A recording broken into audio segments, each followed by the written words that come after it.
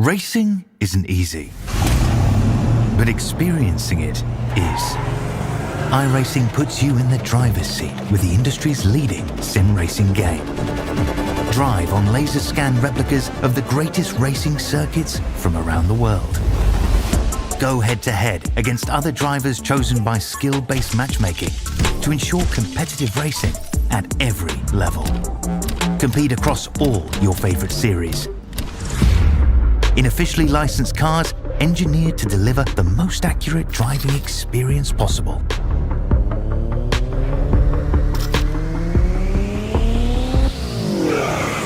Join a race or host your own with players from across the globe. Race against the computer or in a league with friends. Feel the thrill behind the wheel. Visit iRacing.com.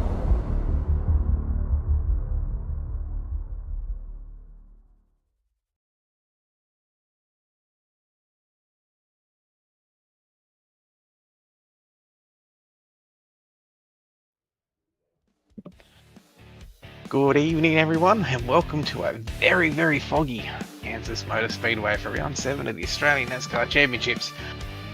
Brought to you by Nitro Racing and Motorsport Australia Esports Division. Tonight in the booth, we've got myself and Mr. Aaron Dorman when he decides to show up. He's not here yet, he must be still eating his tea. We're into the qualifying still at the moment. We've got 5 seconds to go before we go into our little warm-up. 23 cars here tonight of Australia's best oval races. Season standing so far sees Matt Danson on top with 3 wins. We got Zach Kerr with 2 wins, leading the points. Behind them there we got Lewis Greathead, Wayne Burke, Tyler Williams, Brad Newman, Josh Mickelmore, Jamie Ritchie Price, Henry King, Shane Bowen, Tom Freer and Sam Chapman are your drivers in the top 12 so far into the playoffs. 5-minute warm-up. Looks like 1,000th of a second has separated the first and second car of Ethan Winter and Brad Newman. Now them two guys will be battling it out. I remember the last time these guys were racing, they were both right on the back of each other in some of the races during the week as well, in the last week's X-Series race as well. If you look at the schedule as well here at the moment, we go from Kansas, we go to Charlotte on the May 25th, we race every fortnight. Then we go to Michigan, Pocono, the street course of Chicago, and then Indianapolis is Indianapolis, and our regular season finale race is at Daytona. It's a bit foggy out there. Good evening. I'll step in at the moment, help you out there in the booth, Nige, until as that turns up. It is very, very foggy, of course. It'll make it a little bit difficult to see the cars, but for the drivers, well, it's not so bad as what we're seeing up in the broadcast booth. I'll just jump on board with the driver at the moment. You can kind of see. You see, you got the visibility there. You won't be able to see too far into the corners there, Nigel, but you certainly will be able to see the cars that are surrounding you. It should be a fun race. It's a cold track temp as well, so these cars will have to be a bit more on the looser side as well, because there'll be plenty of grip out there, and I imagine as well. We'll be 2 to 3 wide racing majority of the night, and some of those drivers to look out for tonight will be Ethan Winter and even Lachlan Mead. These guys are really good on the sprint cars, and later on in the run, these cars you will be riding right up against the wall, especially in turns 1 and 2. So you'll have to look out for those guys. We'll have a little bit of advantage going in later on in the run. But yeah, it's going to be a 2-stop race as well. Oh, 2-stop race? Fantastic. Yep. So hopefully these cars don't get them all mixed up. It's going to be a bit hard to... Well, sometimes it might be a bit hard to pick the cars on the track, but we should be right out there. Make sure you like and subscribe to the YouTube channel as well, and to the Facebook as well, and that's Australian NASCAR Championships. In the chat so far, Bradley Cairns. Good evening, everyone. Good evening, Brad. Hope you're doing well out there. If you're watching out online, don't be shy to give us a shout out into the YouTube as well. Let everyone know what you think of the race. Good to see drivers practicing their pit stops as well, too, during this 5-minute practice session. Well, some of them. Well, he's just got slammed up the rear there by somebody else, actually. But, yeah, you know, practice those pit stops because it comes down to those money pit stops later on. You want to make sure you hit your pit stop, or if you can see your pit stop box and, you know, get that all perfectly, of course, so you don't, unfortunately, perhaps lose a position. To apologise that the Facebook stream did not seem to be working. It seemed like it was working at the start there, Nige, but then it just didn't. You would alert me that it was not working. So we only have the one stream tonight there on YouTube. If you're following on YouTube, which you will be listening to right now, apologise about the Facebook.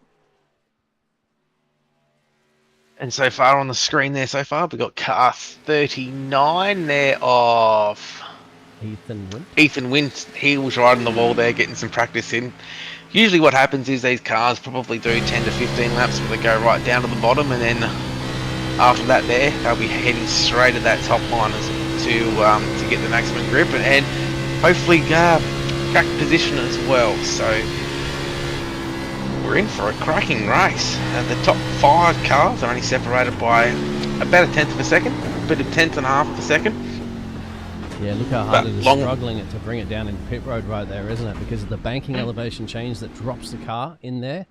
Because he won't drive it back into his pit stall. He will just... I don't know why, Ethan, you didn't drive it into your pit stall. It's only just a little bit further down there. He just quickly parked it and then returned it back out to his pit stall to start to do one more flying lap, perhaps. I'm not quite sure if he'll get enough time. It's only about 12 seconds to go. And some of the drivers to watch tonight are both the DPR cars of Ryan Jones and Stevie Williams. They'll be 2 to watch here tonight.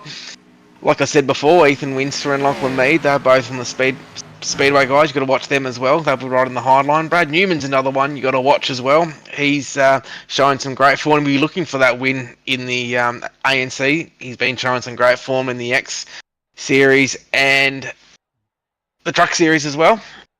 Josh Micklemore's another one to watch as well. He's going to be coming out of car 14 as we go to the grid.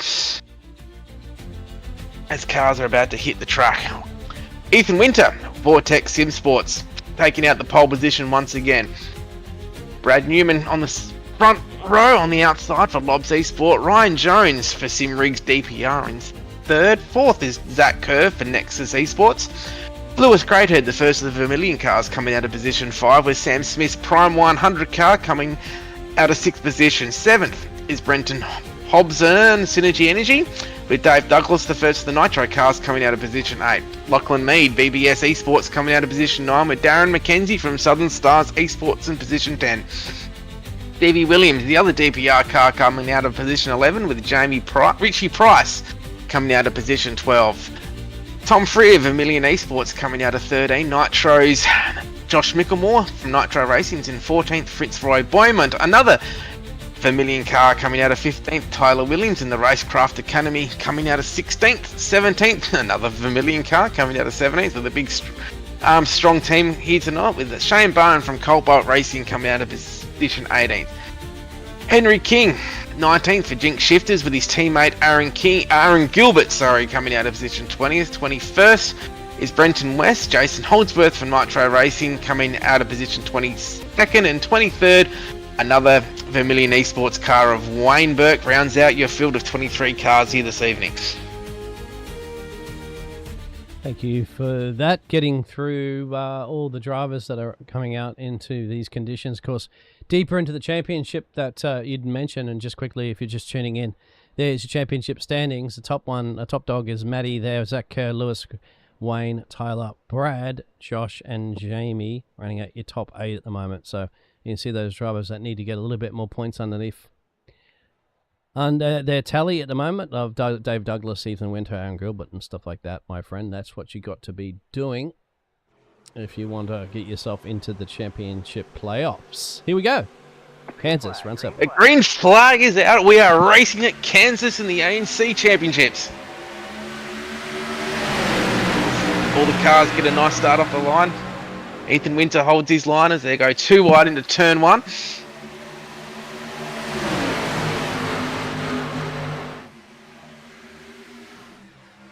And there's one thing that's good about the Xfinity cars is they get that little bit more separation than most of the other Cup car and the truck as well, as already Brad Newman's heading to that outside line as Ethan Winter just keeps it down low. Yeah, Brad, the championship leader at the moment, likes to be running out the front, and why not? It's a good place to be. Any mistakes and incidents that occur at the back there, you don't have to worry about avoiding them. So he's the number one in a commanding position at the moment. Zach Kerr up 2 places as well, too. Putting a bit of pressure right now, actually, on Brad. Sean, he's taken the lead of this race already. Now, Brad Newman had unlucky run last race at Dover as well, where the big accident happened with a lot of cars there, as Newman now takes that position back in. So he'll be hoping for a strong result here in this race tonight. I don't think he's won a race so far in the championships, Brad. No, he hasn't won, so he'll be looking for his first win in the championships and definitely lock his place into the playoffs later in the year as he heads to that high side early. I would have thought the high side might have been a little bit too early, but I'm guessing Brad's got a good setup there. He can send it up wide. There already, as well, I was just going to say, he's not the only one going the high side as well. So a few other drivers are electing to go up there. Almost 3 wide action at the back. Three you wide. were saying you were going to expect some 3 wide early in this race. We're in lap 4. I'm starting to see it now. Oh, someone's hit the wall there. I think that was I think that was Josh Micklemore. I think a little battle there. The Team Conti car, Lachlan Mead. Brad's already out to a nice little comfortable half a second lead as well on the rest of the field. Now these, like I said before, these cars will separate a lot more than the trucks and will get a lot looser and a lot harder to handle later on in the run as well. Track temperature at the moment 73, only a bit of wind out there, 13 miles per hour. Yeah, 15. It's just jumped to 16 actually, so there's bits of spouts of wind there. I wonder how that'll affect the drivers and what direction the wind's coming in from as well. So we'll keep an eye on that track temperature. If the fog clears or not, generally it might further into the race, depending on the conditions. But certainly, a lot of this out there does make for some great viewing. It's interesting for the drivers that we were kind of talking about before. You can see there, you can just see Brad just in the distance. That's just a tiny little speck up the road there from Lachlan Mead's perspective. Now, Bradley Cairns asking the chat, are you cheering up your tyres for being up there so early? Maybe they've built their setups for that there, so they can run the high a lot earlier too. But also, you got to remember too that there was a lot of fighting for positions as well. So he's probably thinking maybe just run the high for a couple more laps and then head back down low. But all depends how their setups were built for this race. As this race isn't part of the official schedule, all teams would have had to build their own sets for tonight's race. So a lot of different scenarios would have been done by teams. As Brad's got a nice, close to a second lead now over Zach Kerr. But it's early days though, so you never know. Brad could be going out a little bit harder than the normal, and he might get reeled in later on in the run too, as the field is starting to separate here a little bit now. There's close to 8 seconds between first and the last car in 23rd position. Now, you were saying to me earlier in the green room that you're expecting probably 2 pit stops for this race. Is that right? I'm thinking so, yeah. They've all got 3 to 4 sets of tyres, so I'm thinking a 2-stop race if it stays green. I'm thinking, I haven't got the data with me at the moment. I wasn't supposed to be in the booth tonight, so I wasn't fully prepared, but that's okay. I'm thinking, yeah, it will be a 2-stop race. I think they'll come down about lap 55 to 60, and then they'll come back down about 110, 115 to have a little dash to the end. But they could save fuel too. You never know. They could try to make it on one. We'll find out later on in the run.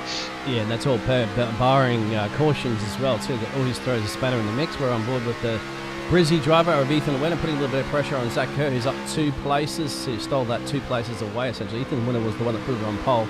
And we appreciate the boss man stepping in and doing all the jobs here this evening, because you're also doing race control, as well as in the booth, and a bit of everything there, mate, you know.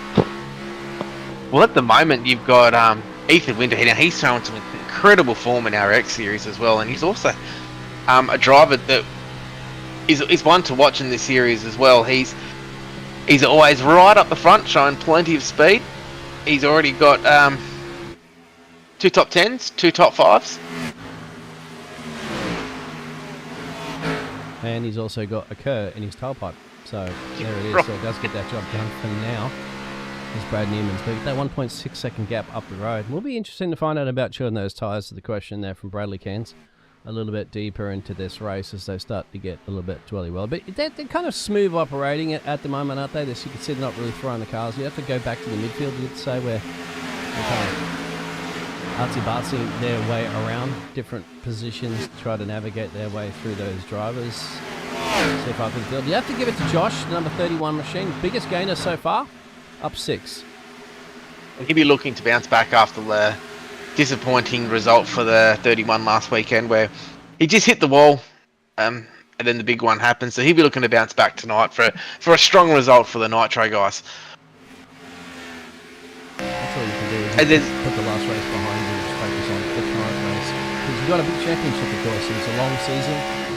And 100%. It's not going to dictate the overall outcome. Unless, of course, you come down to the very last race and you're separated by a couple of points and you get into that Max Lewis Hamilton situation in every single point.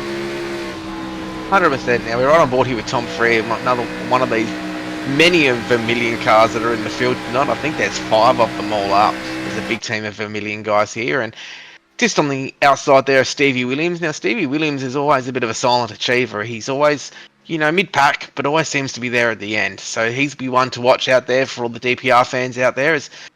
Looks like Tom's got the move there done. Looks like Dave Douglas is there on the outside there, and now they're racing for 9th, 10th and 11th. Yeah, consistency is key, I like. Good consistent results, you're going to find yourself very high up into that championship standings, even if you've never won a race before. That doesn't really matter. You don't have to win races to win championships. I've seen that before in seasons in the past, and the years that I've been broadcasting for, I've seen drivers never win a race, actually win championships, because that's seconds and thirds, etc. all add up, mate. But, of course, you've got to get yourself into the playoffs in this format, so you're either going to do it with a lot of everything. points or with race wins. And that's what drivers like Lewis Greathead, who won the Daytona race. 4 wide. Look out. Sends it through Shane Bowen. If someone hit the wall there, it might be there's a DPR car, I think, with like Mackenzie's there as well in the O2 Southern Stars machine. Yeah, he got out of that one. Probably got this early is not going to be good. And just decided to have a tangle with the fence there. Ethan Winner and Zach. Zach's got that place back up again from Ethan Winner. So those two going out tooth and nail there. You can see up into the high side is Ethan Winner. He will cross back under. And that'll convert Zach then to the top. Meanwhile, all that fighting is helping Brad get away again. Because last time we spoke about that, it was 1.6 up the road. He's now 2 seconds up the road. And the clean air would make a lot of difference as well. Being right out in front there. Nice clean air. But the thing is, with the playoff systems, getting back to what we were talking about before, so far, Matt Danson's won 3 races, and Zach Kerr's got 2, and Lewis's Greathead's won 1. So those guys there really are just trying to bank a few extra points, get extra practice in. They're already locked into the playoffs. So those guys probably have a little bit of a different strategy than someone like Brad Newman and Ethan Winter. They'll be trying, and even Brenton Hobbs in there as well. He's at 4th, and Ryan Jones in the top 5. They'll be all looking to hopefully get that win to lock themselves into the chase. So. Chase playoffs, I call it the chase. So those guys there will be always looking for that better result. So there's drivers on different strategies at the moment. As Darren McKenzie there gets passed by Wayne Burke there. He's now up 12 positions. He is our biggest mover so far. He did start in the 23rd position. He's up to the 11th. The other big mover out there tonight is Josh Mickelmore's up 6. Dave Douglas is the biggest loser so far in positions. He's down to 18. He's down 10. So, strategy all starting to play a part now as these fields spread right out now. Yeah, I wonder if he had a little contact into the fence there, Dave, or is just absolutely on maybe a different strategy at the moment. But yeah, you're right absolutely about Wayne Burke. Obviously, his qualifying performance isn't indicative of his actual racing performance, because slicing his 12 cars, of course, all equal conditions in equal racing conditions, no cautions or anything like that he's made any gains on, so just pure racing performance there. And he will be just looking to bank points as well, because he did win some races for us on the road courses last year. think my memory serves me correct. I think it was the Watkins Glen. If some of the familiar boys are watching out there, please correct me if I am wrong. So he'd be looking just to bank some points, and then when the road course we hit the Chicago street course, that's where he'll be looking. Well, this is my race to get that win, and that doesn't also include Aaron Gilbert and Henry King as well. Those guys have also won races in the Xfinity car on the road courses. A little bit of a hit of the wall there by the 98 of Stevie Williams. So those guys there will be targeting their races where they think they can do their best performances. You're going to give yourself a little bit of a Kansas stripe into the fence there, a little bit there, and he'll lose, perhaps they will just kind of side-by-side action there with Darren McKenzie for the 7:11.02. But it's a long game you got to play here. You want to get yourselves to those first round of pit stops that you would imagine in what time? We're at lap 22 at the moment. So when do you expect these drivers to go in for the first one? I reckon lap 50 to 60. All right. And Boss Man is never wrong. So hopefully that's where I'm tipping. Looks like there's going to be another move here by Wayne Burke. It looks like on the Lachlan Mead. No, he's not going to get it done. He hits to the outside. I'm thinking between laps 50 and 60 we'll start seeing green flag pit stops if we stay green, which I think at this stage we will, unless someone has a really loose race car and puts it in the fence. But so far so good. We're racing clean. If you're watching out there, make sure you like and subscribe to the Australian NASCAR E-Series Facebook, YouTube. We've got the Facebook as well. I think all the links are in the description YouTube. Below. Yep, absolutely. How's this? Brad's 2-second gaps now sliced and diced. Just shave that off. Won't know if he had a little contact into the fence or something like that, or perhaps he's starting to conserve his tyres a little bit. Maybe he pushed them too much. And now Ethan Winters now just in behind him and can see him once again in the fog here of Texas. But there it is. So either something's happened or he's lifting and coasting a little bit here. Well, I don't think he hasn't hit the wall. There's no incident points on him yet. But unfortunately, we have lost a car, and looks like Sam Smith has dropped out of the race. Is he back out there? No. No, he's not. So his race is done. Looks like he's dropped out of the server. Yeah, there wasn't anything from a racing incident that I can see from Sam Smith. That may be just a technical issue. And yeah, I think so. His dingo's chewed his internet cable or something like that. Hopefully not, but you know it happens. So maybe he needs to use that service that you were talking about, my friend, where you can have your backup. 100%. I'm onto it now. It's been the best thing I've ever done. It Exactly. looks No, like he doesn't want his the cows chewing on his internet cables all the time, you see, so he's got this backup service.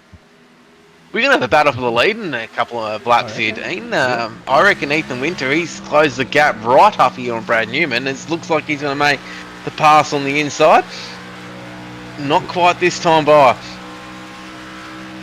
I think it is wise to be applying that pressure because Brad Newman, the championship leader as well, so you don't want to let him get up the road there. He goes and he's gone. And Ethan Winter says, all right, my friend, I'm going to keep you in the clutches of my 39 car and keep you at bay. Don't make it easy for you. You don't want to make it easy for any driver out there, do you? You want to put pressure on them, force them into a mistake. 100%, and Ethan's in form at the moment. He's had some impressive results over the past 2 to 3 weeks in the Xfinity car. He's showing he would be one of the favourites for the Xfinity Championship at the moment. He was unlucky last week when he was just missed out on taking the win. I think he led the most laps last week for the X Series race. He was a little bit there. Cars are getting a little bit loose here now, but someone like Ethan Winter, he would like a loose race car from his sprint car experience, and riding that wall, he would be experienced. Whoop, Brad is a little bit loose there. Ethan Winter's in the dirty air, so he's also going to struggle with the dirty air that's coming off the number one Toyota up the road. And on top of it, he's got to think about, okay, I'm going to go and push myself into the clean air and see how that goes. On the inside line, there's Ethan Winter. On the outside, up close to the fence there is Brad. Brad should be able to tuck in. No, he won't actually. Still wants he wants this back. Brad does not want to yield this position. No. He has the number one on the car for a reason. And speaking of the Xfinity Series, just a broadcast I did earlier this week actually had an Xfinity driver in the series because they didn't have their race this week. So for a couple of weeks, I think they're off. So we had him in there. But unfortunately, he was involved in a wreck that wasn't his own fault and he had to retire. So the ANC Championships, for those watching in, listening in, and watching in at home, this is a series that's part of the Motorsports Australia Esports series.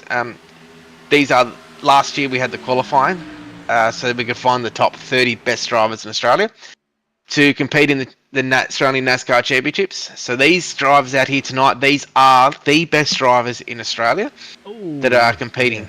We got a little bit of a hit the wall there by Zach Kerr.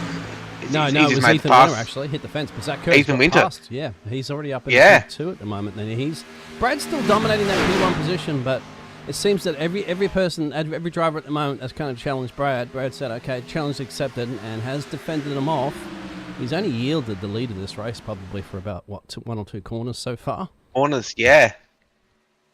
So yeah, these guys are the best in Australia by a country mile. So yeah.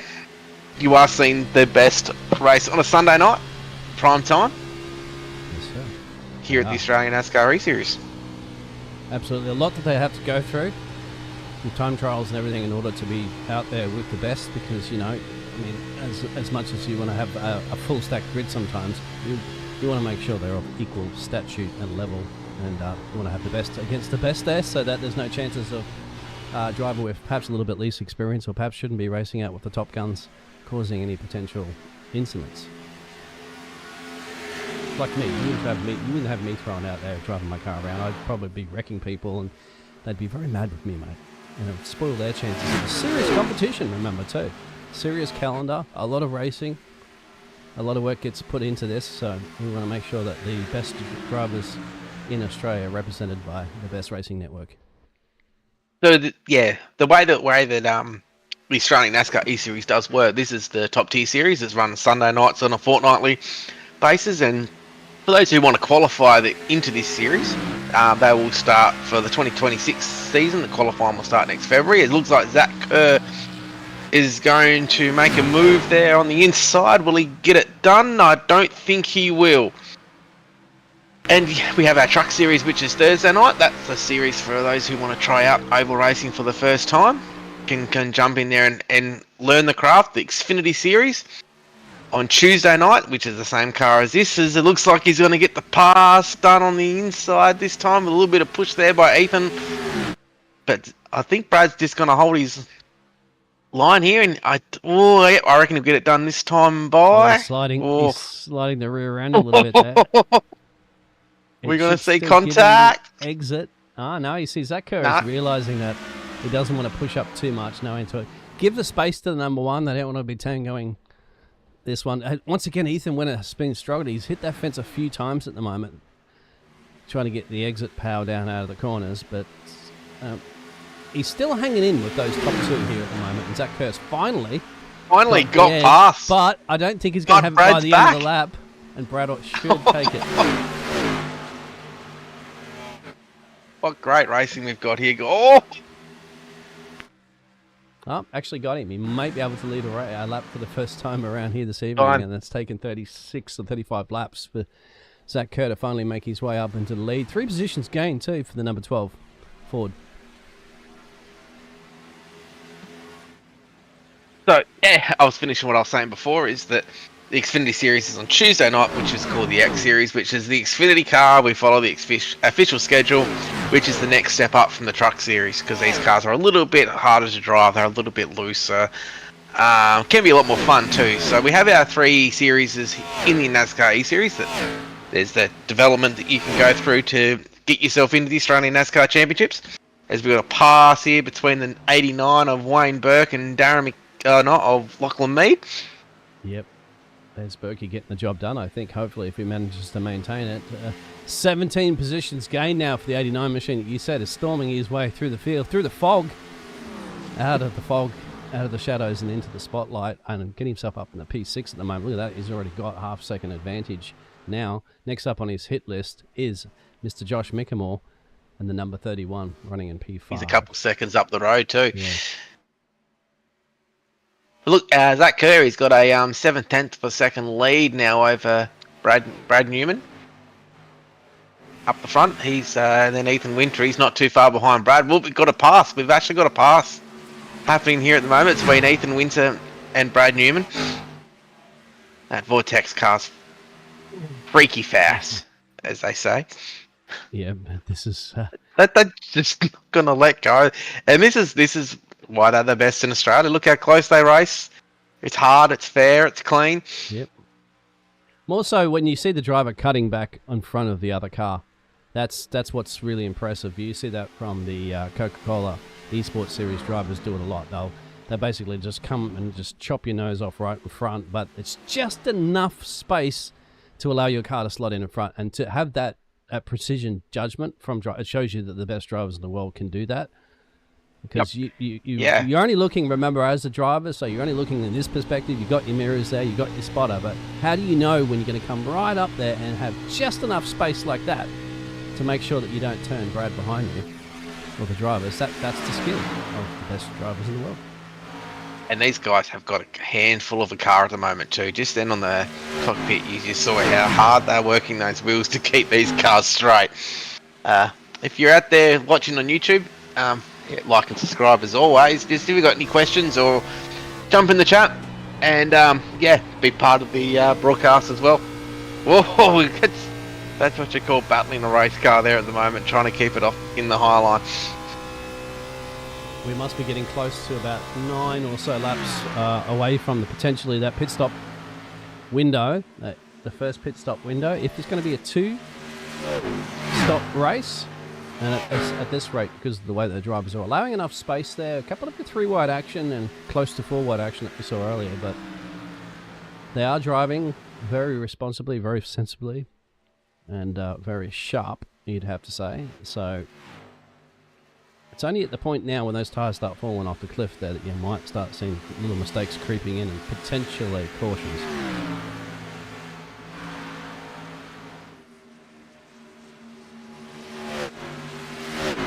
Looks like we've got our first car down pit road. It's Tom Freer. He's entered the pit lane.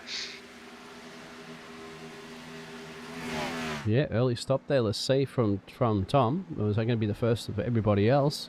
Of course, sometimes that could pan out for you quite well, isn't it? If you happen to have a caution car come out in the next couple of laps like that, Tom's just going to jump straight from the outhouse to the penthouse, my friend, by getting all those positions back, because he won't have to come back down the pit road.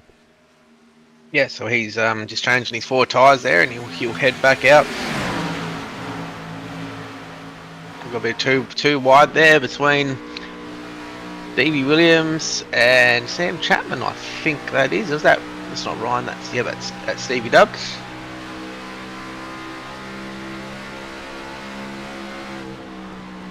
Yeah, this is a battle back in for 10th, essentially, up the road. We also have 9. And drivers are just, once again, gingerly allowing themselves a bit of space. They realise that this race has still got 90 laps to go, and we don't want to make any crazy, risky overtakes just yet. Or if gap car, absolutely. But if no gap, no car. 100%. Yeah, Tom Freer just leaving pit lane.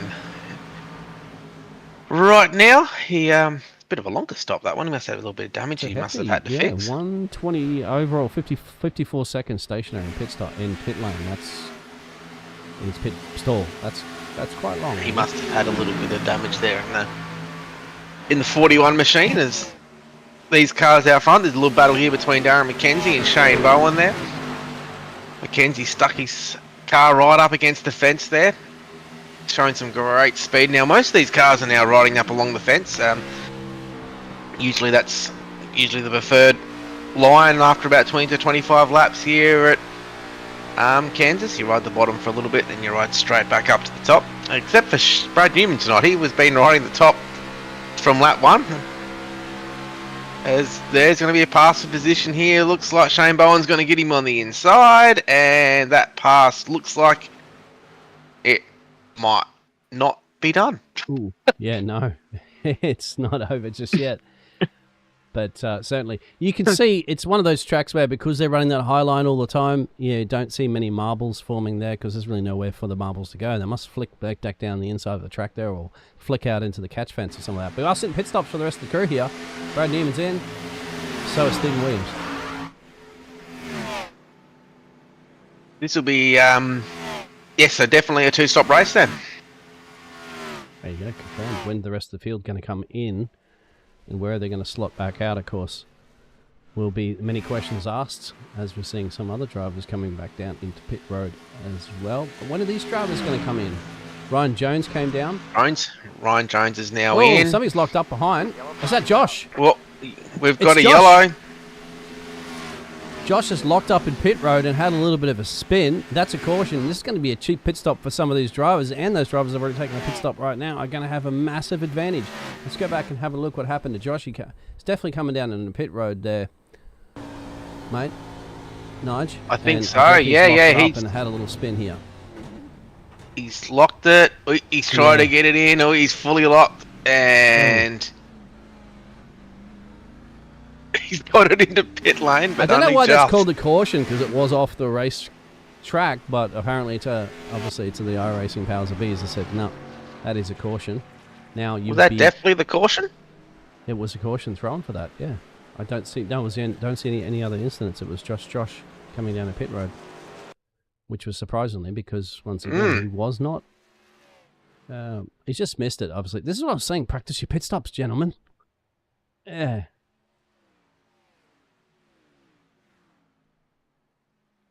Can't see anything else that's justified the caution.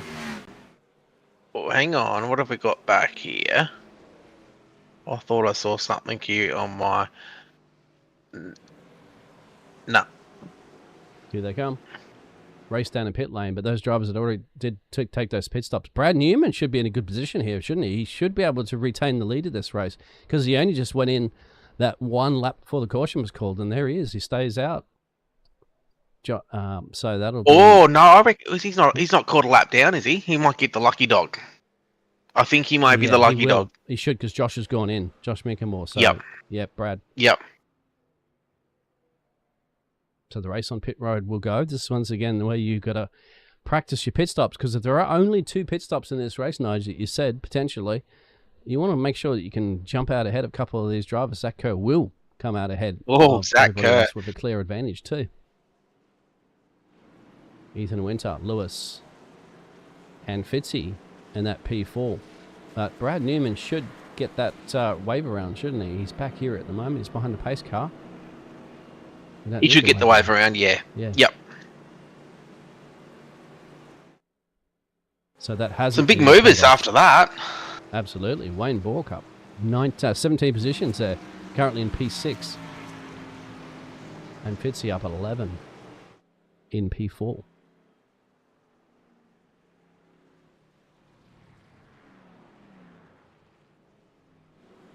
Fitzroy Bowman's up 11, Wayne Burke's 17, Shane Bowen's up 10 spots here at the moment, Jason Holdsworth up 11 as well.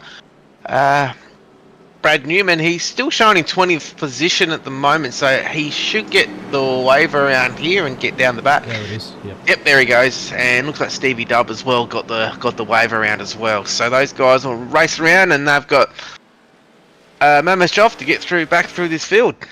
Yeah, they do. That's the only unfortunate situation, isn't it? That when you do happen to come down pit road that lap, just that one lap earlier, wasn't it? And unfortunately threw Brad from essentially that P3 position before he boxed that back down. But if anybody can slice and dice their way back up to the field, Mr. Brad Newman, the man leading the championship, can certainly do so. They're on the backstretch. The pace car lights are off once again. We're going to show you quickly those results. And Matt Danson. Sorry, I keep saying Brad's on the top of the championship. He's not. Brad's 6th in the championship. Matt Danson is. But Matty's not here tonight. Oh, Matt's not here tonight.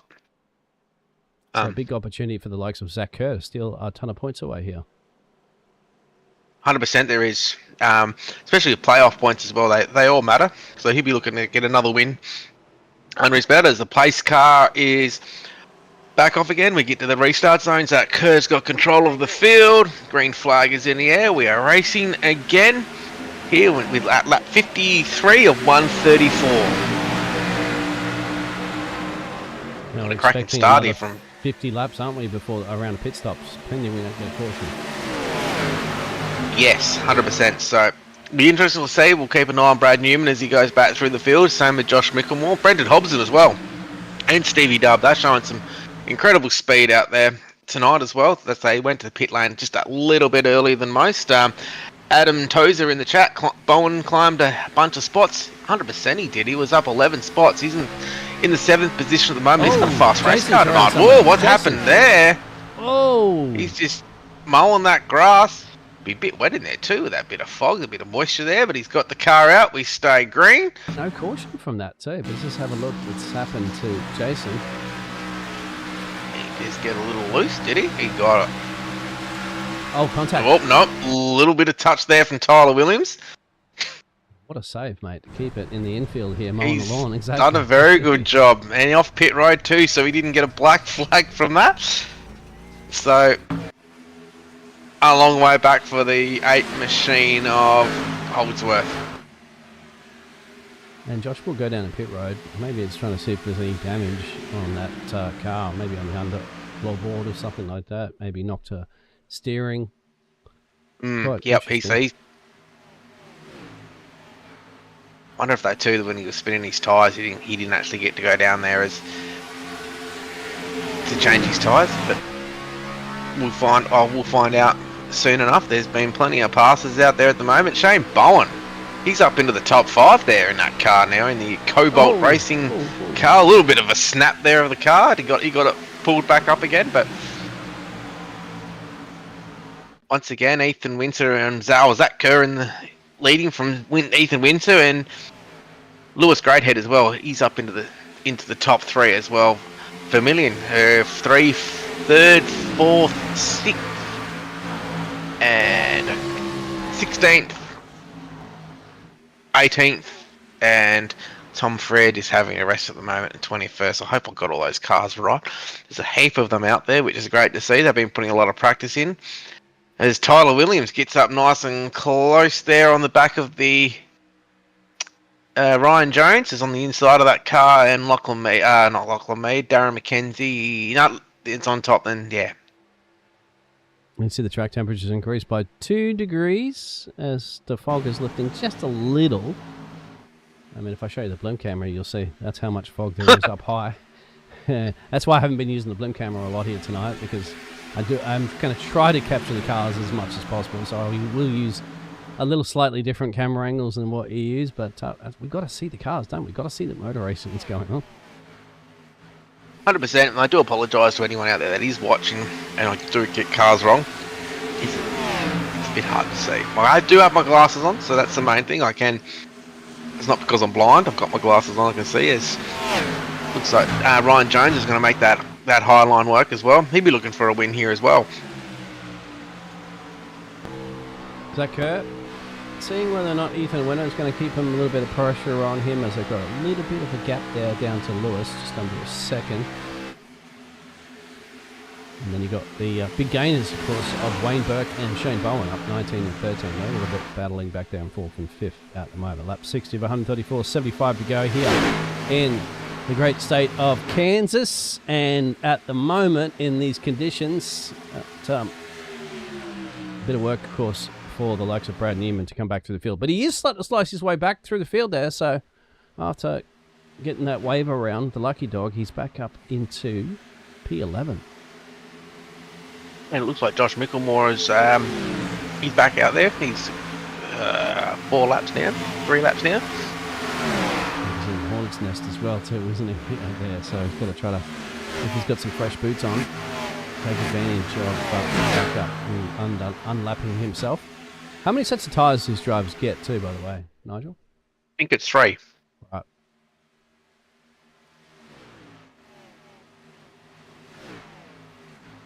So he could afford to probably use up an extra set if it's only a 2 pit stop race.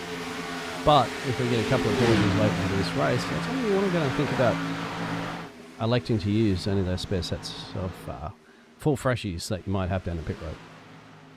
100%, and there will be some alternative strategies start coming out too, so there will be a bit of fuel saving going on out there, which you can save 3 or 4 laps of fuel, which will put you later into that stint, makes your pit stop at the end a little bit shorter.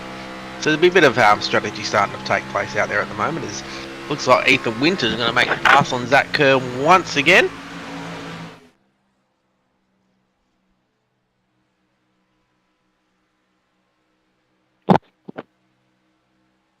Oh, into he's the gonna take that wall. one. Yep. Ethan has been flooding up that fence a lot earlier, we saw, before the first round of pit stops. And once again, he's had a little dance with the fence. It's okay to do that a couple of times. Of course, the angle that you're going to hit it on with the car should only just be a little bit of paint that scrapes off. But if you do happen to hit it on a turning angle, you can bend your wheel. We're looking at his wheel at the moment. You can kind of see whether or not it's a little difficult, of course, because remember this track is banking elevation. I'll show you the road. That is your straightaway banking elevation. Of course, you get into that heavy corner elevation. So you sit fighting with the car. But don't slide up that fence. You can see you want to allow the car to move slowly up towards the fence, but you don't want it to power slide too much, otherwise you're going to burn up the rear. He would have damage after that. He would have a little bit of damage after that. I'm afraid for the. It's just hard to see. But if there's one driver, I think that personally that's got the ability and the skill level to overcome that, it's the 39 machine of Ethan Winter. Yes, sir. He can fight a really car carrying all the way to the end. Any day of the week, as in the chat was talking about, Bowman climbed a bunch of spots. He certainly is. He's up 13 at the moment. He's behind Wayne Walker, who's got up 19. And more importantly, he's clear of that pack of cars but behind him there. Fitzy, Darren, Lachlan and Ryan Jones, and that's good for him. Get clean air there. Put the power laps down there. See if he can get on to the tailpipe of Bork and get themselves up another place game between those two drivers. So good job for the 38 and the 89. Brad Newman's he's making his way through the field slowly, but it's going to be a bit of a long road back for him at the moment, unless he gets strategy goes his way or he does something alternative with his pit strategy. It could be a driver for night if he can pull this one off. There's also too Ryan Jones he's back to ninth at the moment as well, so it's a tricky part of the race because you don't know if people are saving their tyres, if they're saving fuel, and he gets the pass done there on the outside there of who is that? Henry King. Did you see that? How he's fighting for the outside lane. He could have done the switcheroo and gone up on the inside, but he was committed and said, "I want the outside. I'm going to have the outside. It's mine." And that's exactly what he did. And that's he's liking the speed. He's liking that high line here this evening, and I think he's going to continue with that one further up in the field there. This is the gaggle of cars, so Bowen has fallen into this one now.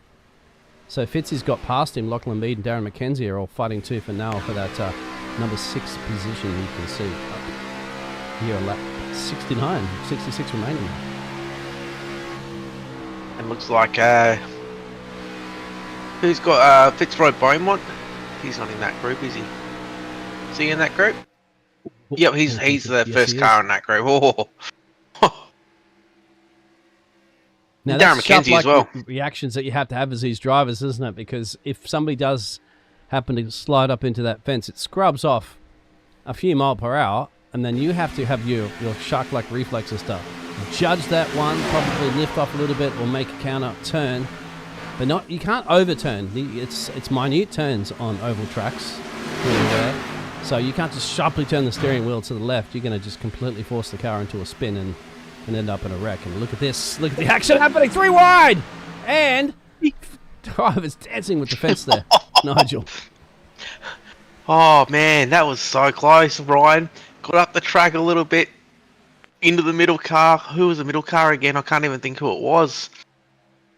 Might have been... Could have been Ryan Jones there as well, too, because we got Ryan, Lachlan, Fitzy's up the road there, as you can see, just ahead. Lachlan Mead, it's all going for it. I love it as action. It's great, too, that these drivers are kind of choreographing this one well. When there's no action at the front, we get the chance to go back, look through the field here, look at these fantastic battles that are going along so that all the drivers get their well-deserved airtime. 100%. As we go with, these are the battles. Well, up front, Zach Kerr's out a 1.3 second lead now on Ethan Winter. And they're 7/10 of a second lead back to Lewis Greathead in third. So the top of the top three at the moment are pretty settled out there in front, but the action's all happening behind here. With Josh Micklemore lap car there, you've also got Fitzroy Bowman and Lachlan Mead as well. Oh, Josh! Yep.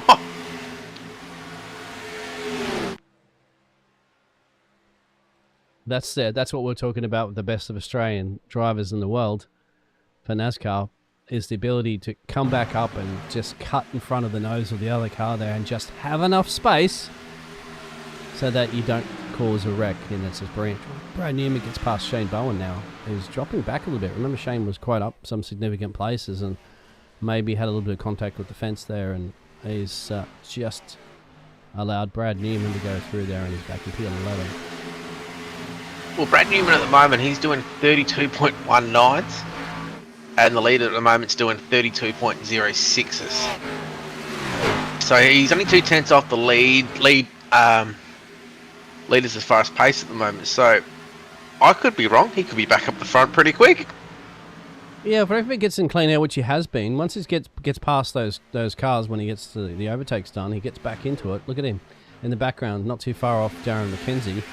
So I would think in no time that 7/10 gap will be down a half a second gap, and then it'll be battling for that position. So we'll keep an eye peeled on that one. We'll also keep an eye on the battle there between Lewis Greathead and Wayne Burke. Wayne Burke's the one that's still up that 19 places for the 89 machine, just outside that top three currently. And Shane Bowen just dropped another position as well. Aaron Gilbert and Sam Chapman are now past him, so must have been a little bit too hard too early on those tyres, and unfortunately he's now back in the pack as Brad Newman also then gets the pass done on Darren McKenzie. That didn't take long. Yeah, Brad. I thought it was going to be at least one or two more laps, but then again, we're talking about Brad Newman here. He doesn't mess about much. Gets the job done. Ryan Jones and Fitzy battling for that tooth and nail. It's about 6th and 7th on your picture. Zach Kerr still in the lead by 2 seconds, but we saw Newman take that 2-second lead earlier, didn't it? And then a couple laps later, he had to yield the position eventually to Zach Kerr and Ethan Winner fighting. What's the battle here between Ryan Jones and Fitzroy Beaumont, which they've passed each other and back and forward now, a total of 6 times in less than 10 seconds. Ooh, another little tango to the fence there, but won't scrub off too much speed there for Ryan Jones. There's 16 on the inside there. That's Fitzy. As you said, they're pretty even Stevens, aren't they, on the way that they're driving around here in Texas here this evening. But at the same time, when you're battling with another car around you, you can't really force yourself that much into tyre conservation, can you? Because you've got to throw that car around, as we're going to see when Brad Newman can find his way past Tyler Williams as he's returning his fight back to the front. And that's the thing too, though, like these drivers as well, they know they've got a charging Brad Newman come through. Do they try to fight him off and burn off too much of their own tyre trying to do that, or do they just let Brad go and then save their tyre and hope to get him at the end? There's plenty of different strategies, and the crew chiefs of all the cars and the teams out there, they'd be all crunching the numbers on the way to do things here. As Tyler Williams, he's holding it off at the moment, but Brad sticks to that high line. He's not moving from that all night, so he's got a set that can ride that high line for the whole 70 laps. And a little bit of a touch the wall there by Tyler, but looks like Brad will get the move done. Goes the inside this time wall. I wonder if he's aware at the moment, and Tyler's got to be aware that Brad, maybe because I was kind of thinking that a lot of drivers, there's contact. There's a bit of door banging happening here at the moment. This is not good. Somebody's going to be going around at the moment. They're both fighting. He's turning into each other too. There is beef on the racetrack right now. They're not giving each other an inch as Brad just gets the move done there on Tyler. It's amazing, isn't it, what sort of fighting goes on between drivers. There's little bits of contact, and then they will see, okay, all right, the gloves are off. All right, I'm going to give you a bit of dooring as well, too. That was fair play dooring, you'd have to say, between the drivers, but it was starting to get a little 100%. bit out of shape. Starting to get a little bit too far, and then somebody's going around, and then the whole Discord chat will blow up with a few words that we will not be able to repeat on the air. But the good thing there was, though, there was slight drafting. So, like, Brad was getting up alongside of Tyler, hoping to get that little bit of a draft off of his car there to then make it through the next corner with the speed. So, there was nothing wrong with what was happening there. It was good, hard oval racing, as they say. This isn't supercars, so the penalty system is way different. You are allowed to give them a little nudge here and there. As Lachlan Mead there just about took Ryan Jones out, but they both separate there. They both get a run down the back straight away. So yeah, the rules are a little bit different here than supercars and road racing, for those who don't watch a lot of NASCAR. And yeah, it's not like Formula One where you go to touch somebody, then they're screaming on the radio for the next 2 hours, like, "You touched me!" Yeah, it's a whole different ball game, of course. This is and certainly more entertaining to watch too, generally in Formula One. So, yeah, the situation is as it is. You see these two drivers, and I was getting back to that one as well too about Brad Newman. He wants that high side, and so if the drivers are getting the memo from what's been happening, their engineers. Oh, what a save from Ryan Jones. He got a little bit of a push there, and it'll allow Lachlan Mead to scoot on by. Ryan Jones is going to come up the fence. He's going to be under attack too from Fitzy. But going back to that situation too with Brad Newman, if the driver should be aware, he wants the high line. He wants that high line. He barely goes down to the inside line and get the pass done, as you saw earlier. So I would defend that tooth and nail, as Ryan's just trying to keep the car on the track. 100%. Yeah, has a great move there. Luckily, Lachlan just gave him a little tap. He did apologise over the radio just then, so it wasn't intentional. A little bit probably a little extra speed going to the corner as well. But yeah, oh, here we go. You had the driver radio from that incident before too. I was wondering if they were talking to each other. Let's see if there's a little bit of beef happening in the side draft here. Wow. These are the best drivers in Australia, of course, and a little bit of argy-bargy and door banging's a bit of fun. But you mentioned it, right. There's a lot of side drafting that occurs too. It's not just a driver and trying to intentionally just door somebody. That's just like the vacuum cleaner effect that happens on speedways. 100%, 100%, and that's the good thing about the oval racing. It looks like here we got a pass for position here between Ethan Winter and Lewis Greathead up the front here at the moment. Yes, sir. And that's going to bring Wayne Bork into play as well too, because he's on the back of this chain here, the battle for P2 on your pitches. Yeah, 100%, 100%. So he's having a cracking run there as well. Fitzroy Beaumont. So we've got some teammates happening here. We've got Lewis Greathead, Wayne Burke and Fitzroy Beaumont, all Vermilion drivers. So there's a little bit of a team battle there. So they'll have all of their crew chiefs and spotters with them tonight, telling them where to put the car. Looks like Ethan Winter's going to stick to that high side. Now this is, yeah, like I keep saying, this is where he's strength. So we've got a car down pit lane there. We've Mackenzie. got Mackenzie's now down pit lane. This is where Ethan's strength will be. He'll be able to ride that wall all night long and keep it that close to the wall with his experience that he should be able to put a bit of extra time on the rest of the field by doing it later in the runs. I think later in the runs is when you'll see Ethan come to the party the most. And on top of it, there's no lap traffic for these drivers to deal with. I'll quickly pop up that track map for everybody to have a geezer at, and you can clearly see the number one in the number one place. That's Zach Kerr. He's got half a track distance before any traffic, so he's got clean air and a 4-second gap almost, 3.5 seconds. He could take it easy. He doesn't have to absolutely push the tyres out of that car. Just keep it all smooth sailing until he gets to that second round of pit stops that we assume. And they did about 50 laps, didn't they, for the first round of pit stops? So we get to lap about 100. You'd expect the rest of the drivers to start coming back down. It'd be interesting to see drivers who do come early that roll the dice, thinking they'll come down early, got a fast race car, then hopefully then they'll be able to keep a set of tyres for the end. As these cars have a little bit of a battle here. Wayne Burke, Lewis Greathead, and Ethan Winter here at the moment. Yeah, well, I'd have to give it to Wayne. Wayne Burke may very much be my driver of the day at the moment. 19 positions, 100%. dicing through the field. He's clearly got the pace. He seems to be very smooth. We haven't, as far as the time we've had the camera on Mr. Burke, we've not seen any mistakes. Like, it hasn't come up and hit that fence very often. He's not, fishtailing that car around tooth and nail. It's sort of smooth sailing here for the green machine inside. It's green inside. And also the Wayne Burke and Fitzroy Greathead. Lewis Greathead, sorry about that. They would be running pretty much the same sets as well. So they're all part of the same team, unless they'd have a few little adjustments here and there to suit their own driving style. it's showing consistency by these guys. Make sure you like and subscribe to the YouTube channel as well, and also if you want to get involved with the series, the Discord link's there for you to join. Don't be shy to jump into the Discord to have a look around. If you're new to oval racing, there's a series for every single skill ability in the Australian scene. Yeah, you see if you stay too much on the inside, you see it when number 6 there of Lewis. Because you're not allowing the car to slide, the momentum of the car is pushing it to the right. You see the rear end. Depends on how much you see. How if you stay down on the inside line, so see the little tyre marks starting to form on the track as well too. That's sliding. That's tyre wear. Now that's why some of these drivers are electing to go to the high fence right there, because there's less momentum that you're putting, less friction into the tyres. Therefore, you probably are conservative.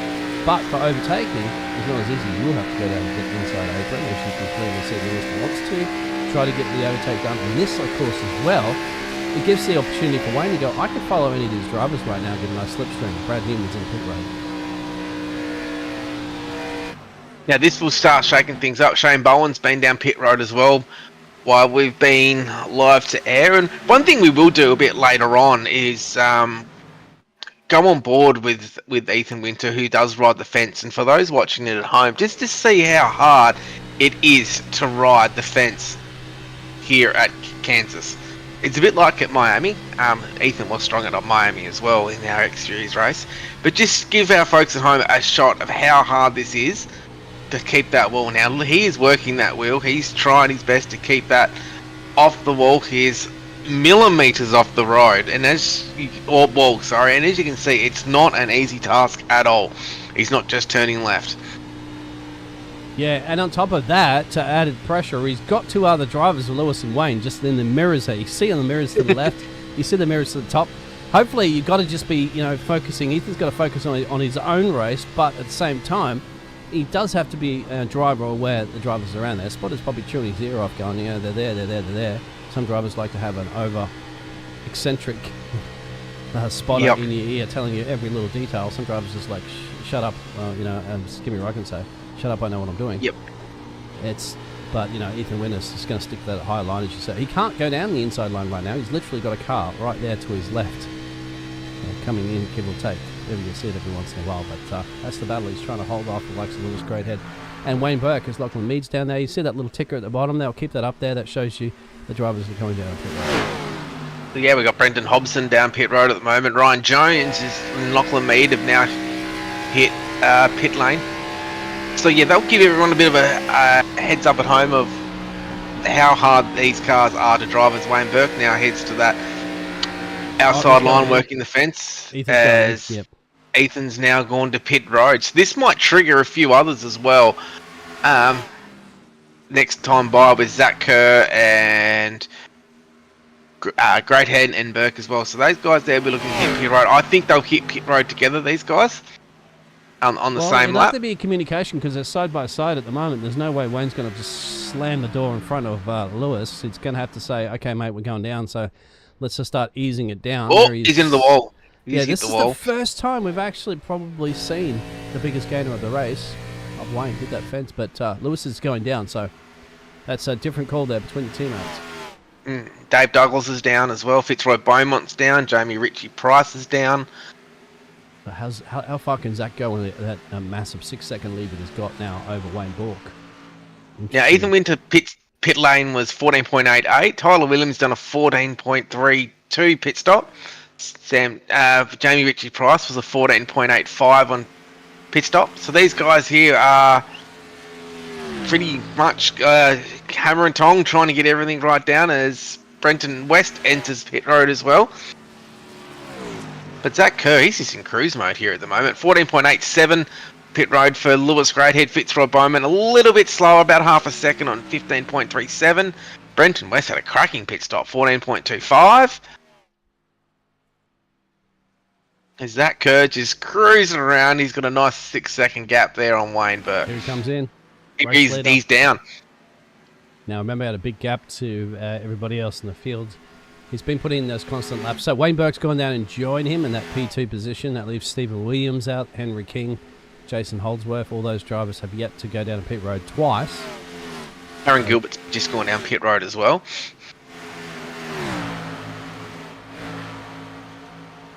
So we'll keep an eye on these pit times here. We'll let everybody know who's the quickest off pit road. As the full field juggles their positions at the moment. 14.65 pit stop for Wayne Burke. 14.68 for Zach Kerr. Not much in that there. Nope. So both those cars will be able to keep that bit of a distance on the field. 44.65 was his full pit lane Stevie's in. time. Yep. Stevie Dubs in. 44.33 for Wayne Burke. So 0.3 quicker for Wayne Burke during pit lane. Yeah, so just 2 drivers remaining at the moment that have to head down to pit road at some point. Henry Kink and Jason Holdsworth. Ethan Winter should be back out into... Well, Ethan Winter is really showing us at the moment in the lead of this race, essentially after those pit stops have sorted itself out. But he's got Ryan Jones for serious company next to him, and Zach Kerr just lurking down the background there. So that has panned out there. Ethan Winter, you'd have to say at this point, by jumping down to that pit road a couple of laps earlier. Yeah, right now Zach Kerr would not want a... He would not. He would want a yellow. Whoa! Commitment. Yeah. Remember too, these drivers come out with some fresh stickies now, so they're going to be much more confident with the traction that they can go. They're going to be throwing these cars in places that they wouldn't even think about doing that a couple of laps ago, that's for sure, as they're pushing these Xfinity cars to the absolute limit in the dying stages of this race now. 32 laps to go, and if it all goes green, there's no more pit stops, so whatever you got left in those tyres, are they just... You reckon they're just chewing them right now, trying to make some quick places up, and then elect to worry about tyre preserving later? But there's one driver that I think everyone needs to be a little bit cautious about. He's now in position 6, is Brad Newman. He is flying through this field here at the moment. As a little battle here. Sliding it into the high line of the fence. That's the power you want. Is this side by side Lachlan Mead? A little bit of a push, a little bit of a shove. Lachlan might have to yield to that one. I tell you what, Brad Newman's going to stick to that fence. We know that, and that's perfect. Absolutely perfect driving. If you can make just the rear end slide and about a width of a piece of paper that you have between the wall and the car, you know you're pushing the car to the limit. And let's not forget the history of these two guys at Phoenix this year as well. So these guys do have a little bit of history between them, so there will be a little bit of pride on the line with this as well. As he... Oh!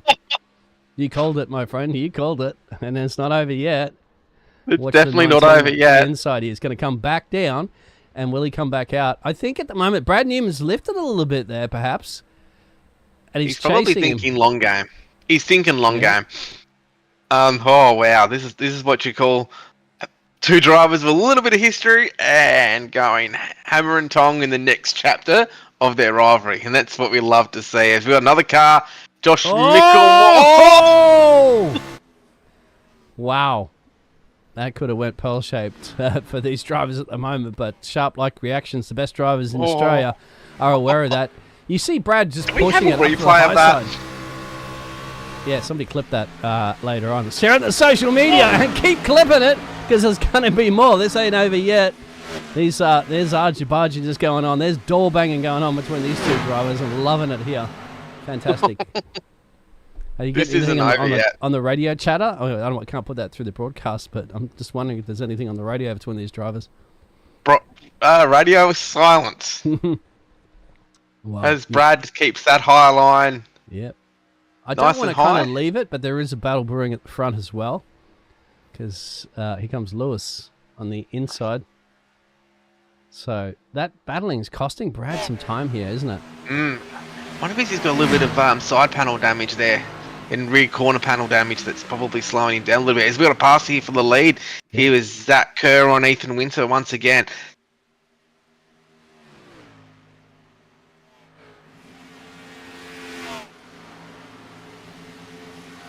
Whoa, that got a little bit of exciting then. Let everyone of you watching out there online tell us what you thought of that in the comments. Well, that's driving at its finest, you have to say. We've seen some fantastic battles brewing up between a couple of drivers, some good door banging there. And, didn't result in anybody ended up into the fence or out in the kitty litter or causing another caution. The only caution that's been caused in this race so far was just a self-caution, wasn't it? From self-spin by Josh Mickelmore, the 31. So this has been absolutely fantastic, clean racing so far. But remember, when push comes to shove a little bit further to 26 laps, you might see a little bit more argy-barginess happening. And I think I just see then that Lewis Greathead just got past Lachlan Mead, and while Wayne Burke just got past there, Brad Newman as well. So I'm tipping that the number one machine does have a little bit of damage on there at the moment, hence the reason he is falling back in the field. But if we get a late race caution, oh my God, it's going to be on. Yeah, I think so. Fitzy and Daz are battling it out at the back here as well. He might have lifted out of that one, didn't he, Newman, saying, okay, well, it was getting a little bit heated up here in the cold, foggy conditions of Kansas, because it's only the track temperature has only gone up 2 degrees since the start of the race, and it's been a solid 75 since. He's maybe thinking of the bigger picture too. A 7th place at the moment is good points, of course, in the championship. 100%. Yes. Zach Kerr's thinking, great, even more for me, points that I need, knowing that my closest championship competitor is not racing tonight, so you've got to steal the maximum amount of points you can. But also remember too, Brad, he's got the number one car for the reason he did qualify number one out of the qualifying series, so he does have a lot of paces. Wayne Burke makes the move there on Lachlan Mead there to make his way back up into the top 5. So Brad's a fella that he can win any race on the calendar. So he's probably not too worried. He's probably thinking, you know what, if I can get a nice, top 10 out of it, it's still more points in the bank. We can go win somewhere else. Yep, absolutely correct on that one. That's, championship drivers think of championship seasons and know that they have the pace to win races when it's required to win races. And at the moment, it's just need to be getting to the playoffs and seeing those segments, of course, of that, which is a little bit further down the field. We've still got a handful of races to go before we get to the playoffs.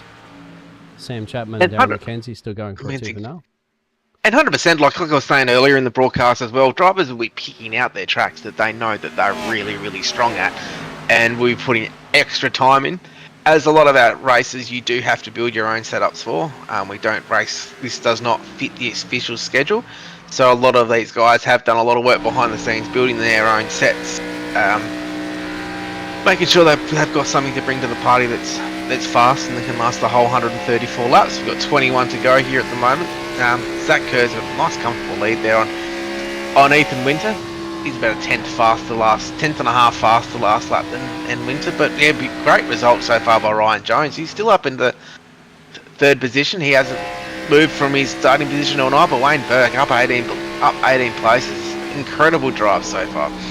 Yeah, I'm hoping on Wayne getting himself a podium position here. It's not going to be easy, but there's the 2 cars he has to overtake to get it done. They're not too far. You can't see Ethan Winter. You can't see Zach Kerr in the fold. Maybe just up the road there, you might be able to see Ethan Winter, but he's just focusing on these 2 cars to get past, get himself a podium position, as we're going to see right now the 11 of Ryan Jones and Lewis go for it tooth and nail. We're going to go to a little very fast drone cam that we have here for the Australian NASCAR network.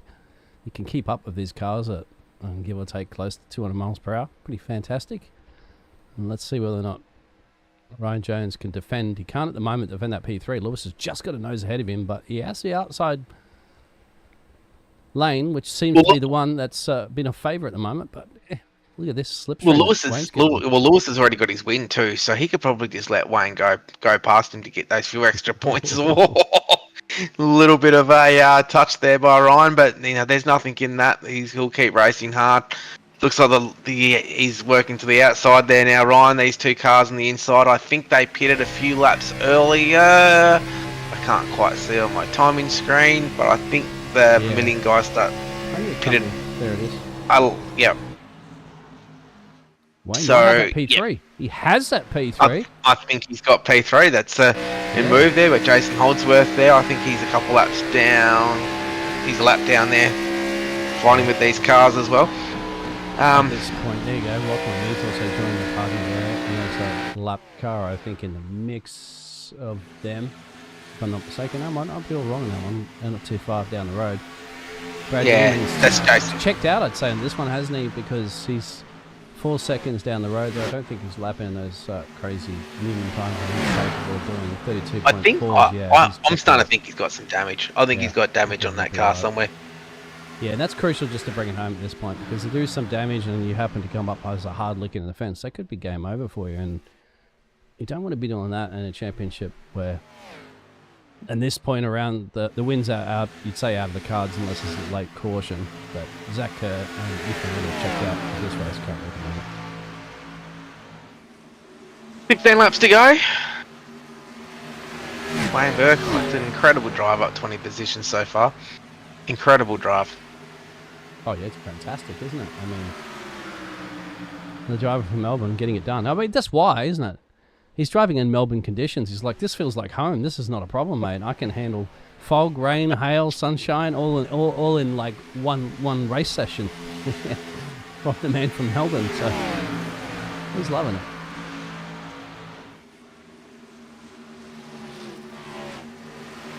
He's going to be big at Melbourne. So. Hey, it's the greatest city when it comes to culture, dining, and all that sort of stuff. I'd say in Australia for sure, mate. Best food.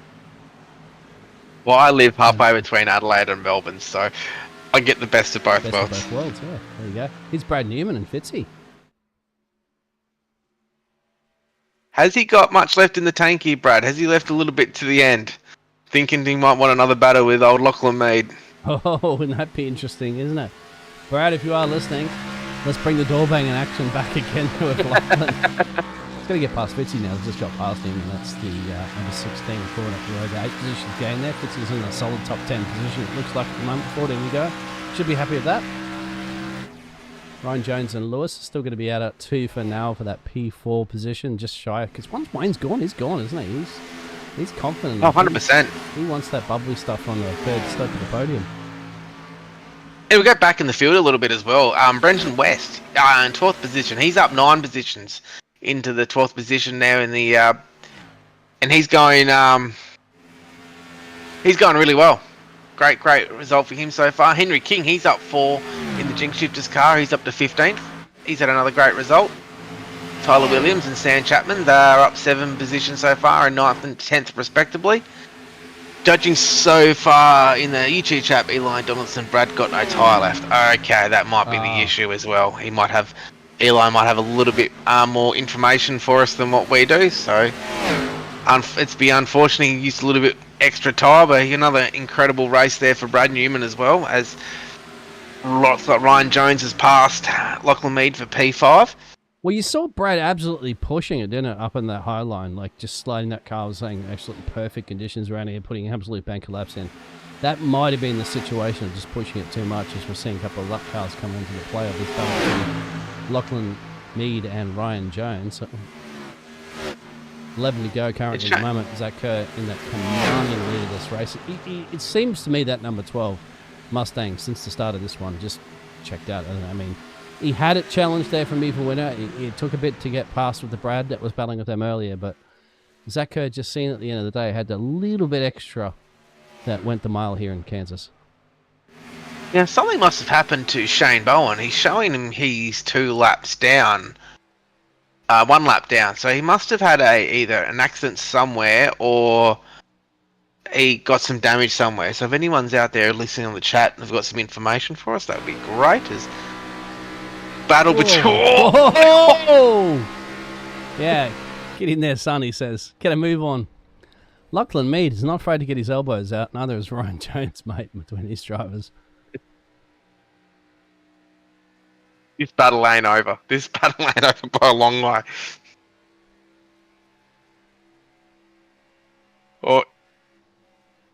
It reminds me of, Lachlan reminds me of Max Verstappen, isn't it? He's got the pace he's not going to allow anybody to get past him easily. It doesn't matter who they are.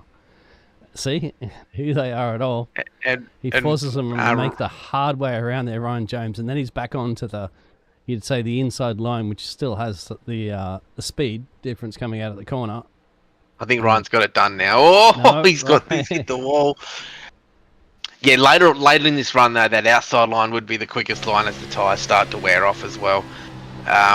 If Ryan can pull it together, he'll pull away this time by.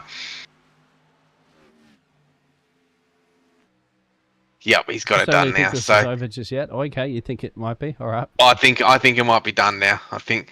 Well, I've seen Ryan's hit the fence a couple of times here, so that might be the only opportunity now that Lachlan Mead will get a little bit of a run on him. But Yep. coming down to 7 to go. See, hit the fence again. Oh, hit slides the it back fence down to the again. Greco restart zone. Exactly. I think Lachlan Mead will be knowing this at the moment. He's got to keep the pressure on him and force Ryan back up into that fence there and gradually scrub a bit of speed away. This is one of the closest battles If we on the jump, track. if we jump on board with Ryan, we'll see how far. Ooh, he hits the hits wall it, too.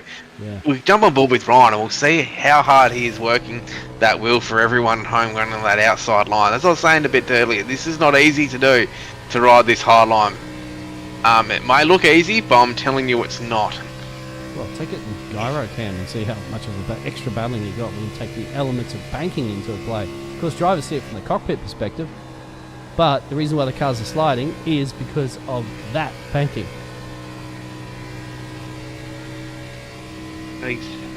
He's riding that wall really, really well there at the moment, and We'll have to go up to Wayne. Has caught Ethan.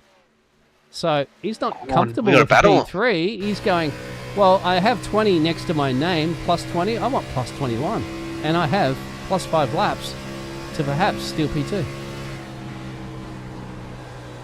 this will be the interesting battle. Like I keep saying, Ethan on that high line is super. Oh, He's scrubbed it, and that pass is now done. So Wayne Burke up to second position, 21 positions up. Will Ethan Winter be able to fight back? I don't think he can from there now.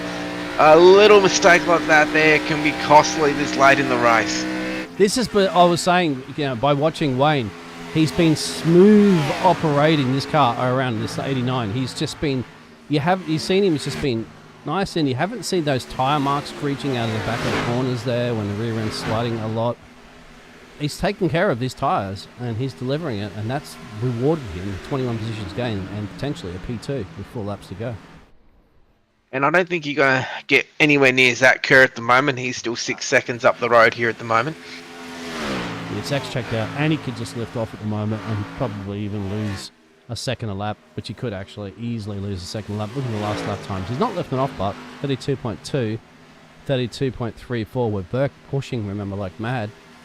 So, well, Kerr's checked out, and he says it's my race to win. It's also his race to lose.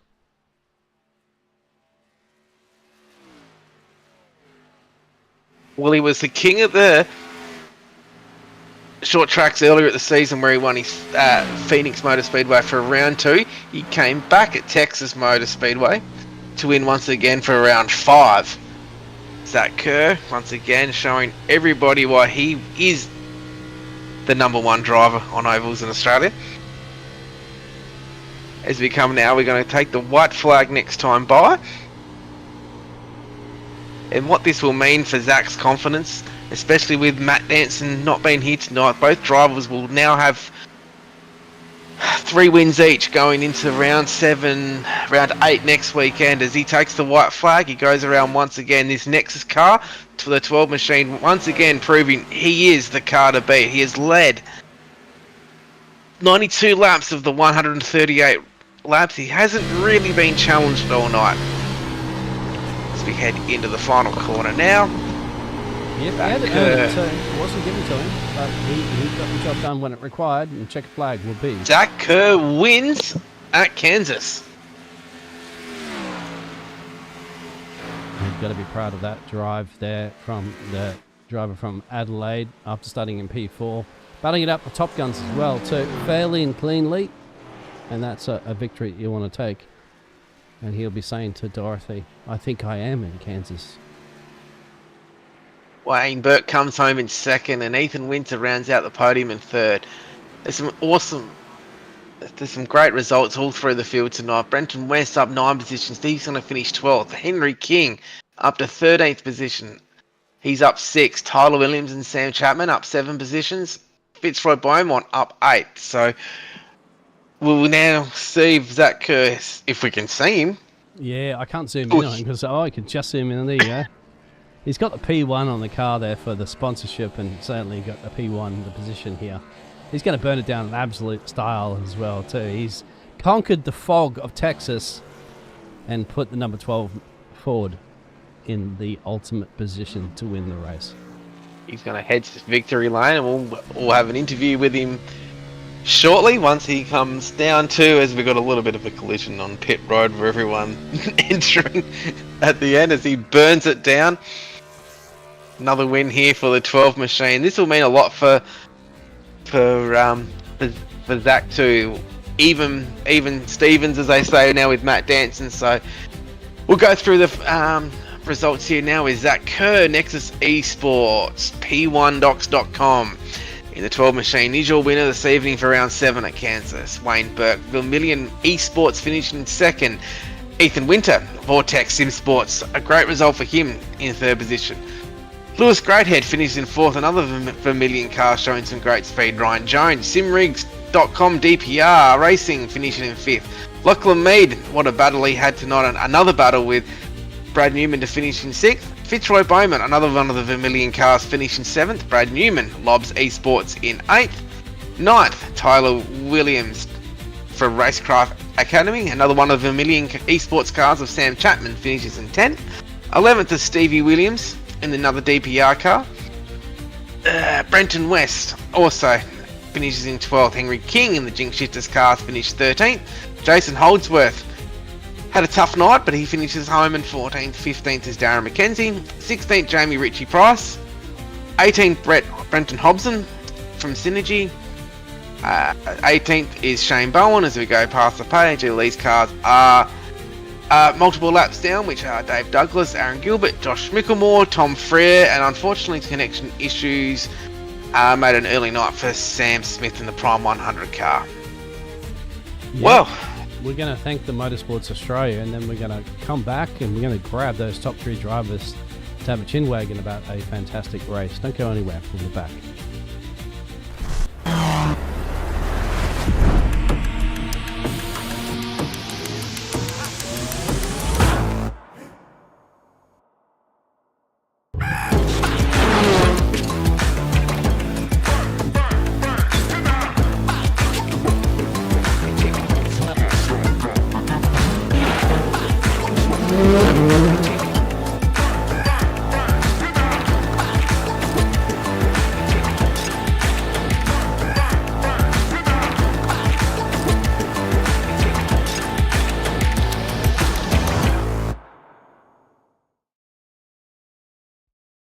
Racing isn't easy, but experiencing it is.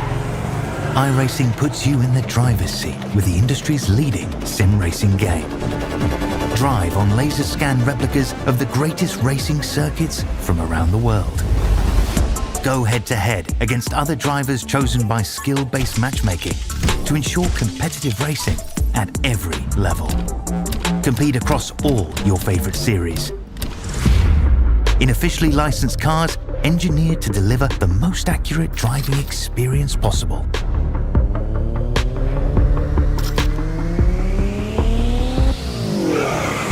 Join a race or host your own with players from across the globe. Race against the computer or in a league with friends. Feel the thrill behind the wheel. Visit iRacing.com.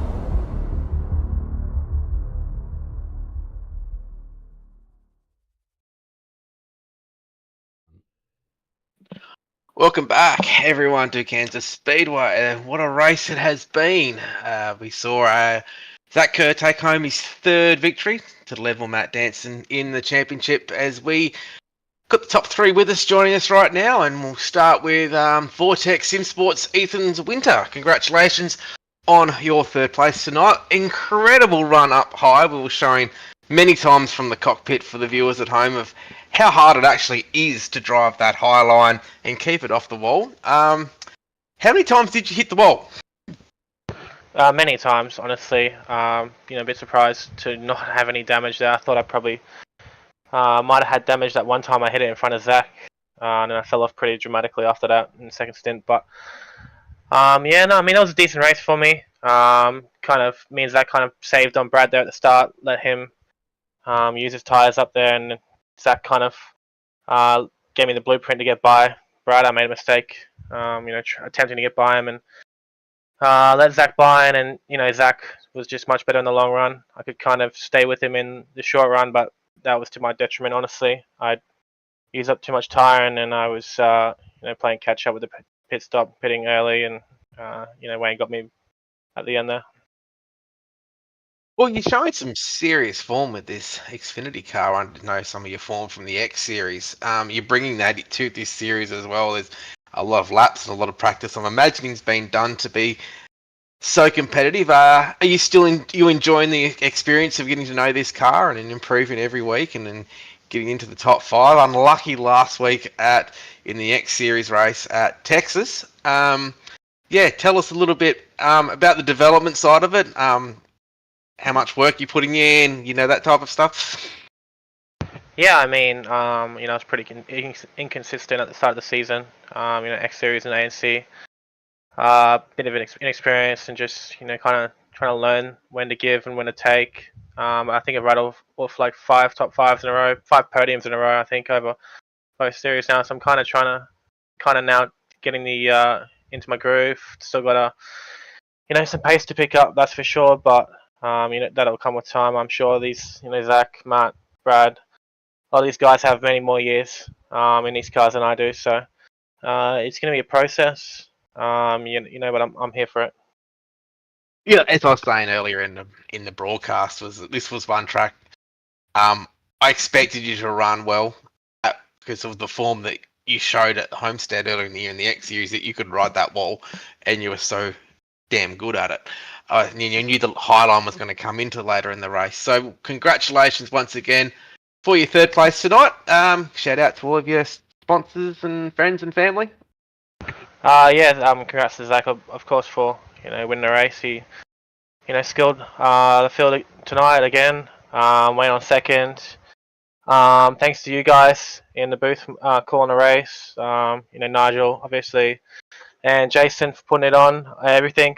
Anything Toyota, Canning Vale Toyota, Graham Electrical and Data, Soul Deep Massage Clinic, KZS Auto Works, Team Conti for the fast setups and all the resources that come with that. Styled Imagery and the Goalie Glove Guy. Just thanks everyone. Well, congratulations once again, Ethan, and we'll probably see you at New Hampshire on Tuesday night for the X Series. Thank you. There was our 3rd place car in Ethan Winter. 2nd place tonight was the fast charging Wayne Burke in the 89. Congratulations, Wayne, on your 2nd place tonight. I've just got a bit of an air bubble in my throat from my drink. That's okay. Tell us a little bit about tonight. Incredible run. Thanks, guys. It was a good race. I unfortunately muffed qualifying pretty hard by hitting the wall both my laps, so I had to start last. I just knew, sort of as the other boys have said, it was all about just looking after the tyre. It just burnt off so fast if you drove it too hard. So my whole night was basically spent just looking after the tyre, trying to keep out of the wall. Luckily I just overcut Ethan there at the end and was able to get through the traffic and just get him at the end by having, I think it was like 2 laps fresher on tyre or something. You had an incredible run, starting from dead set last in 23rd position, and you made yourself up through the field. Yourself being a very skilled road course driver, have you been able to bring some of those things that you learnt from the road into the oval scene? Oh, definitely. Especially at these sort of tracks, with the lifting and, when we go to the short tracks with the braking, that's definitely, I feel like I'm a bit stronger at those tracks because of the road racing background. So that definitely makes a difference. And also, just being smooth with the steering wheel and stuff like that. Obviously coming from road racing is important. But but then it's cool, on this side, learning about the moving around the track to find the lap time. That's something different that I don't have to worry about on road courses. But yeah, no, it's good. And you have a big team in here. I think how many Vermilion drivers in here? I think there's 5 or 6 all up. So working as a team as well, you guys can do your practices, and you can do heaps of laps, and you can work on your setups together.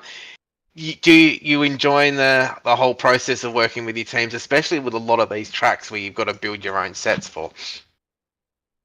Yeah, very much so.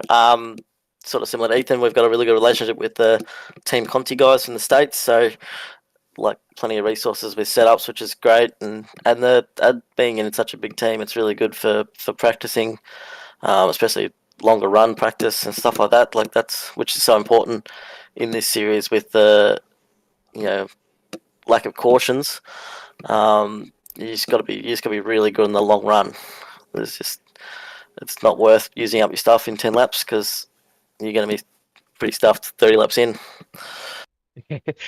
Yeah, well, it's been an incredible night for yourself. Up to 21 positions to finish P2. Sorry, P2. It sounded horrible. P2.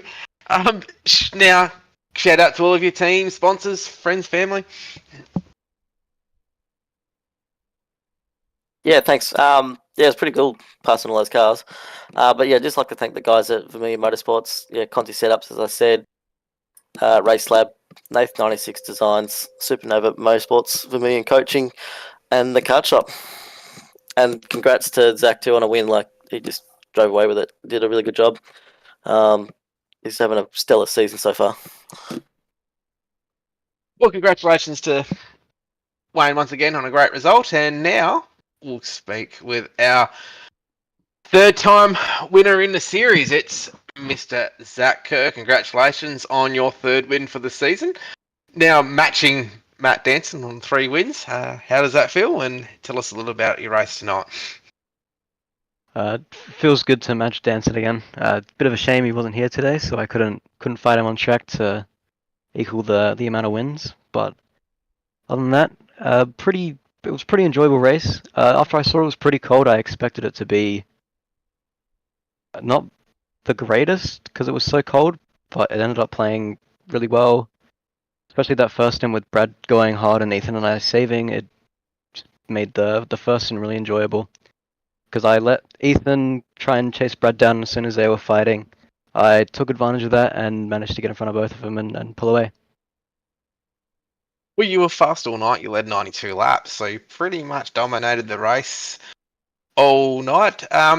Once the fog and anything like, did you have to adjust your set or anything like that for the fog, or was it just a matter of hopping in and away we go? I definitely had to make a few changes, considering I built in, I think it was around 20 degrees warmer weather. So I had to make a pretty large track bar swing at the car to loosen it up so it wasn't incredibly understeery through all the corners. Now, is it something now with you got your 3 wins? Is it something now? Do you go to conservation mode and just try to get points, or you kind of try to win as many races as you can? Considering we got some of your stronger tracks still to come. I think I just do the same as I will every week. I just try and go for the win, and then if I don't have a chance of winning, I'll just try and finish as high as I can. Congratulations once again to Mr. Zach Kerr. He's, like I said before, he's matched Matt Danson on wins. They're both on 3 now, heading into next time at Charlotte. Shout out to all of your teams, sponsors, family, and friends. Massive thanks to the Nexus Esports guys, P1 Docs for sponsoring the car, Cosman from Splash and Go for the paint, and everyone that supports me. Well, thanks again, Zach, and congratulations on your P1, and we'll see you next in a fortnight's time at Charlotte. Thank you. There we had it. Mr. Zach Kerr, our winner here this evening for round 7 of the Australian NASCAR Championships from Kansas Motor Speedway. What a drive. Well, and you got to think that Brad Newman also came in a P8, so in damage limitation, as we heard out there from the chat, he had burnt through his tyres, and I don't know if he actually copped any damage as well, too, on the fence. But yeah, he had to go from the penthouse to the outhouse, back to the pen, back up to try to slice and dice his way to the field there. Great battling, wasn't it, happening there with Lachlan Mead too, with that one that should be on the highlight reels.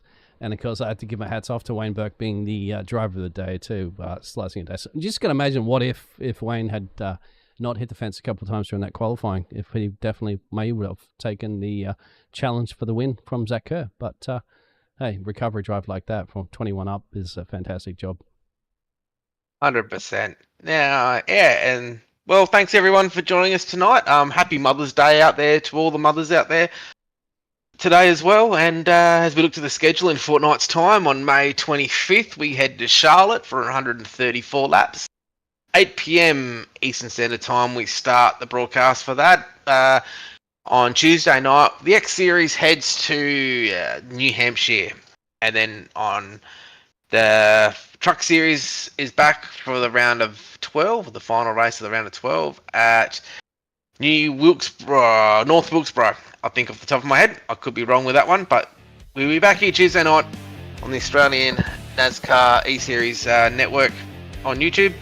So if you want to see more of the Australia's best drivers, don't be shy to keep joining us live on the channel. And that's a wrap from all of us here. Big thanks to Dean once again in the booth. Thanks to everyone watching at home, and we'll see everyone next time on the Australian NASCAR E-Series.